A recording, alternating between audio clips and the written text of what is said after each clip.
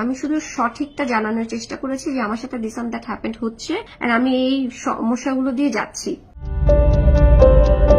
জাতীয় নাগরিক পার্টির যুগ্ম আহ্বায়ক সারওয়ার তুষারের বিরুদ্ধে যৌন হয়রানির আনুষ্ঠানিক অভিযোগ দিয়েছেন দলটির সদস্য নীলা ইসরাফিল। এই ঘটনায় এনসিপির গঠিত তদন্ত কমিটিকে আনুষ্ঠানিক অভিযোগপত্র দেন তিনি। বৃহস্পতিবার সামাজিক যোগাযোগ মাধ্যম ফেসবুকে একটি পোস্টে তিনি আনুষ্ঠানিক অভিযোগপত্রটি প্রকাশ করেন, যা এরই মধ্যে রাজনৈতিক অঙ্গনে তীব্র আলোচনার জন্ম দিয়েছে।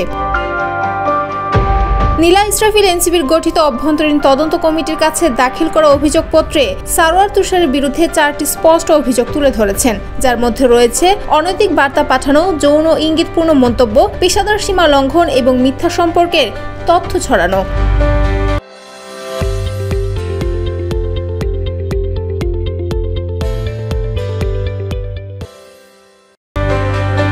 অভিযোগে নীলা জানান, 2024 সালের ডিসেম্বর মাসে তিনি তার প্রাক্তন স্বামীর দ্বারা পারিবারিক সহিংসতার শিকার হন, শারীরিক ও মানসিকভাবে বিপর্যস্ত অবস্থায় পড়েন এবং দলীয় কাজে নিয়মিত অংশগ্রহণ করাও তখন কঠিন হয়ে পড়ে। সে সময় তার পাশে দাঁড়ান সারওয়ার তুষার। নীলা লিখেছেন, আমি তখন সাংগঠনিকভাবে বিপর্যস্ত। এই সময়ে তুষার আমাকে সহানুভূতিশীল মনোভাবে সাহায্য করছিলেন, কিন্তু ধীরে ধীরে তিনি এই মানবিক সম্পর্ককে ব্যক্তিগত এবং অনৈতিক দিকে নিয়ে যেতে শুরু করেন।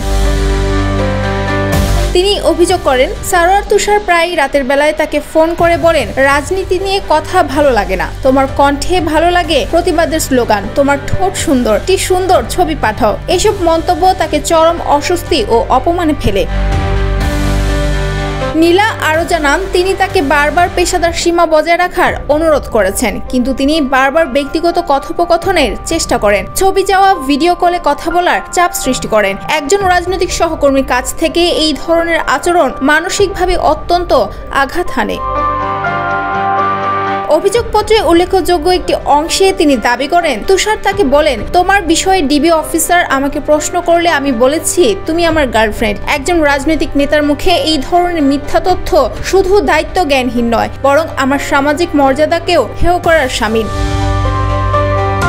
নীলা ইসরাফিল অভিযোগপত্রে দাবি করেছেন, এনসিপির অভ্যন্তরে যেন একটি নিরপেক্ষ, নারীবান্ধব ও স্বাধীন তদন্ত কমিটি গঠন করা হয় এবং এই অভিযোগের যথাযথ তদন্ত শেষে দোষী প্রমাণিত হলে সারওয়ার তুষারের বিরুদ্ধে কঠোর সাংগঠনিক ব্যবস্থা নেওয়া হয়। একই সঙ্গে তিনি নারী কর্মীদের জন্য একটি স্বচ্ছ, নির্ভরযোগ্য এবং কার্যকর অভ্যন্তরীণ অভিযোগ নিষ্পত্তি ব্যবস্থা চালুর দাবি জানান।